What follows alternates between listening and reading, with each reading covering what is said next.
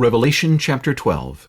Now a great sign appeared in heaven, a woman clothed with the sun, with the moon under her feet, and on her head a garland of 12 stars. Then, being with child, she cried out in labor and in pain to give birth.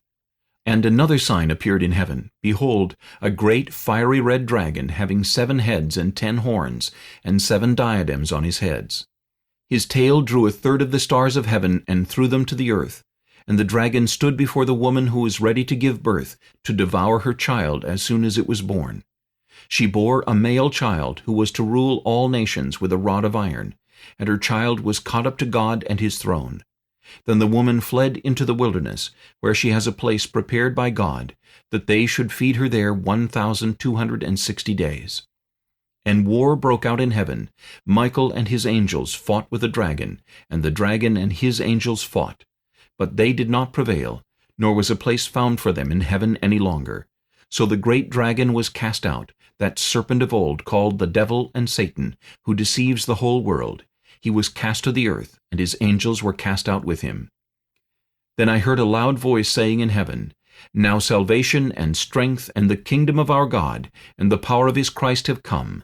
For the accuser of our brethren, who accused them before our God day and night, has been cast down. And they overcame him by the blood of the Lamb, and by the word of their testimony, and they did not love their lives to the death.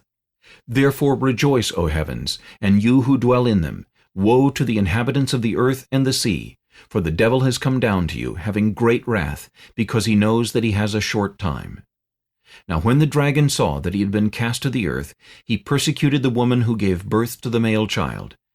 But the woman was given 2 wings of a great eagle, that she might fly into the wilderness to her place, where she is nourished for a time, and times, and half a time, from the presence of the serpent.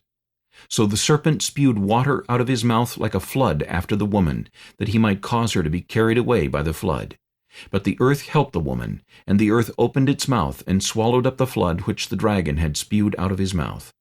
And the dragon was enraged with the woman, and he went to make war with the rest of her offspring, who keep the commandments of God, and have the testimony of Jesus Christ.